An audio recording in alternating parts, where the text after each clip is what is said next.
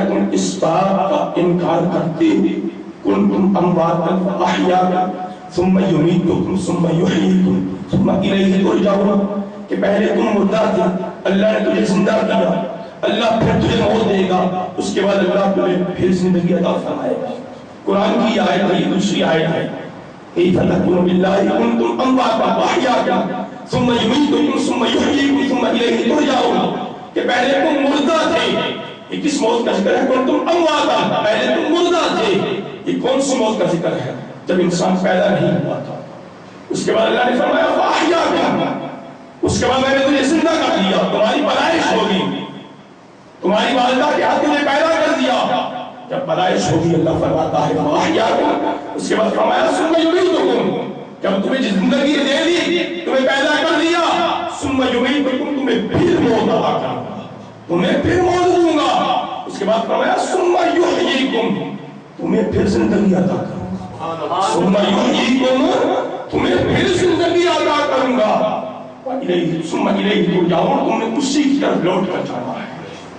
تو برادر اسلام، دوسری موت کے بعد، دوسری زندگی کے بعد کوئی موت نہیں ہے،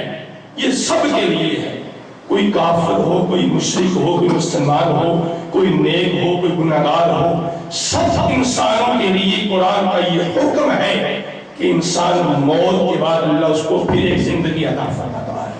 لیکن اس زندگی میں فرق ہوتا ہے، اس زندگی میں فرق ہوتا ہے۔ اب قرآن کی آیت پڑھتا ہوں، من عمل صالحا من ذکر او انثی،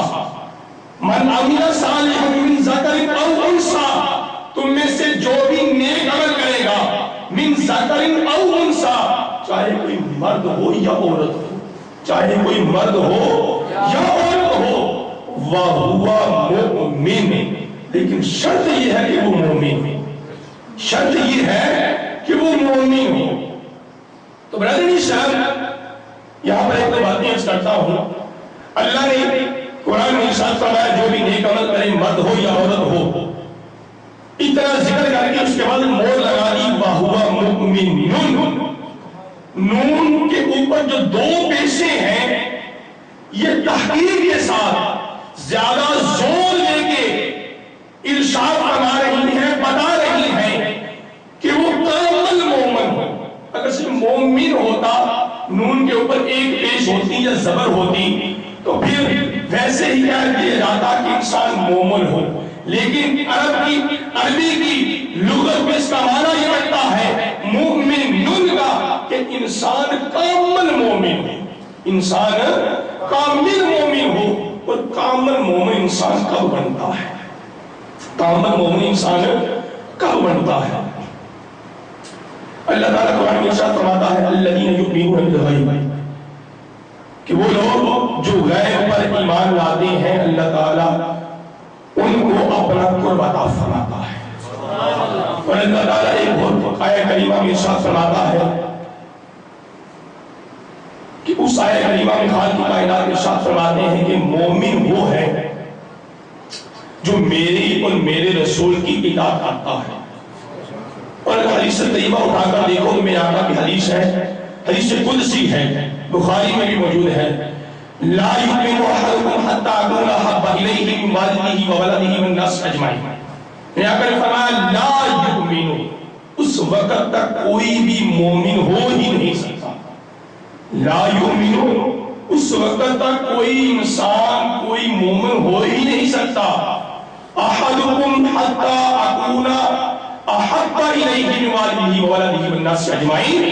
یہاں تک کہ مجھ سے اتنی محبت نہ کرے کہ اپنے والدین، اپنے عزیز و اقارب، حتیٰ کہ اپنی جان سے زیادہ جب تک مجھ سے محبت نہ کرے وہ مومن نہیں ہو سکتا۔ تو برادر اسلام، اور مومن بننے کے لیے سب سے جو ضروری بات ہے وہ ادب رسول ہے، وہ ادب رسول ہے، آقا کا ادب ہے، آقا کی بارگاہ میں اپنے سر کو جھکا کے رکھنا ہے۔ برادر اسلام، میں حدیث طیبہ کرتا ہوں، میرے آپ کے نبی آمینہ کے لال عبداللہ کے ذریعہ مسلم سی کی حدیث مقدسہ ہے، میرے آقا مال غنیمت تقسیم فرما رہے تھے، میرے آقا مال غنیمت تقسیم فرما رہے تھے، لوگوں میں تقسیم کر رہے تھے، خیر خیرات کا مال تقسیم کر رہے تھے. جب کر رہے تھے تو ایک مشرک اٹھا، ایک کافر اٹھا، ایک منافق اٹھا، اور اس نے اٹھ کر میرے آقا کی بارگاہ میں اپنی آواز کو بلند کیا اور کہتا ہے کہ محمد صلی اللہ علیہ وسلم آپ انصاف نہیں فرما رہے، آپ انصاف نہیں فرما رہے معاذ اللہ. جب اس کی بات کو صحابہ کرام نے سنا، صحابہ کرام میں سیدنا صدیق اکبر بھی موجود تھے، عثمان غنی بھی موجود تھے، فاروق اعظم بھی موجود تھے، علی شیر خدا بھی موجود تھے. جب اس کی بات کو سنا تو سیدنا فاروق اعظم رضی اللہ تعالی عنہ اپنی تلوار کو نکال کر کھڑے ہو گئے. جب کھڑے ہو گئے اور آقا کی بارگاہ میں دستہ عرض کی کہ یا رسول اللہ صلی اللہ علیہ وسلم اس انسان نے گستاخی کی ہے، آپ کی گستاخی کی ہے، یا رسول اللہ مجھے حکم نہیں دیے، مجھے ارشاد فرمائیے کہ میں اس گستاخ کی گردن کو تن سے جدا کرتا. سیدنا فاروق اعظم رضی اللہ تعالی عنہ نے بارگاہ مصطفیٰ میں عرض کیا تو میں آ کر ارشاد فرمایا فاروق اعظم اس کو قتل نہ کرو، اس کو مارو نہ، اس کی گردن نہ اڑاؤ، لیکن اس کو غور سے دیکھ ضرور لو، اس کو غور سے دیکھ ضرور لو، اس کی پہچان کر لو، اس کو اچھی طرح جان لو. چاہیے یا رسول اللہ کیوں، یہ کیا وجہ ہے؟ میں آ کر ارشاد فرمایا اے فاروق اعظم، صحیح ستہ کی حدیث ہے، میں آ کر فرمایا فاروق اعظم اس کو پہچان لو، اس کو جان لو، اس کی شکل کو یاد کر لو. اے فاروق اعظم ایسے لوگ بے شمار ہوں گے، بے نماز اتنی نمازیں پڑھیں گے کہ تمہاری نمازوں کے مقابلے میں ان کی نمازیں زیادہ ہوں گی، اتنے روزے رکھیں گے تمہارے روزوں کے مقابلے میں ان کے روزے زیادہ ہوں گے، ان کے صدقات و خیرات زیادہ ہوں گے، ان کے حج زیادہ ہوں گے، ان کے سارے اعمال زیادہ ہوں گے، لیکن آپ فاروق اعظم سن لیں یہ ادب رسول نہیں کرتے ہوں گے، یہ نبی کے گستاخ ہوں گے، اور نبی کے گستاخ ہونے کی وجہ سے اللہ ان کا کوئی بھی عمل اپنی بارگاہ میں قبول نہیں کرے گا. تو برادر اسلام جو فاروق اعظم رضی اللہ تعالی عنہ نے پہچان کیا، اور جو میں نے آیہ کریمہ پڑھی من عمل صالحا من ذکر او انثی وهو مؤمن، کہ شرط یہ ہے کہ وہ انسان مومن ہو،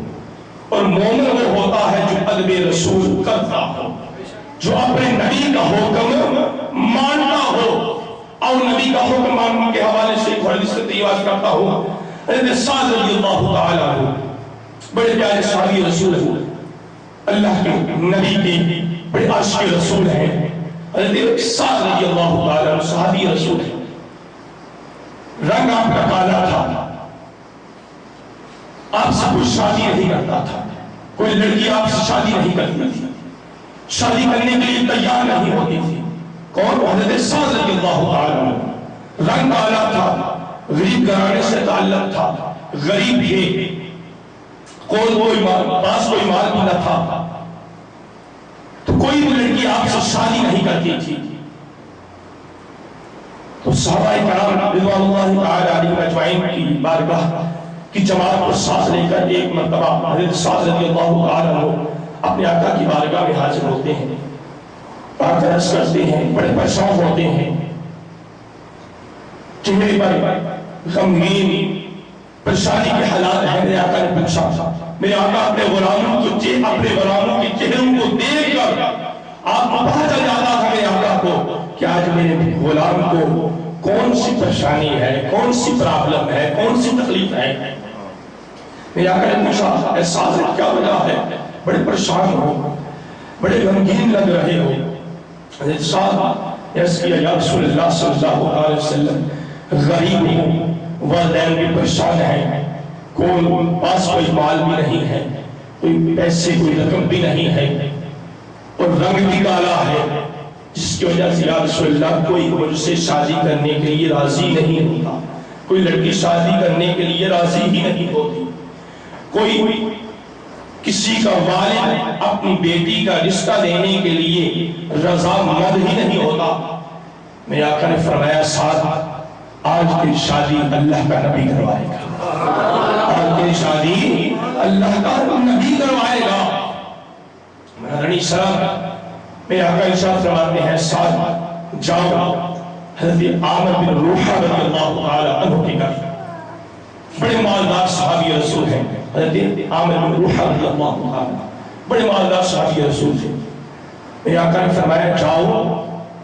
اور جا کر اس میرے صحابی سے کہو کہ اللہ کہ نبی نے مجھے تیرے پاس بھیجا ہے، اس لیے بھیجا ہے کہ اپنی بیٹی کا نکاح میرے ساتھ کر دو،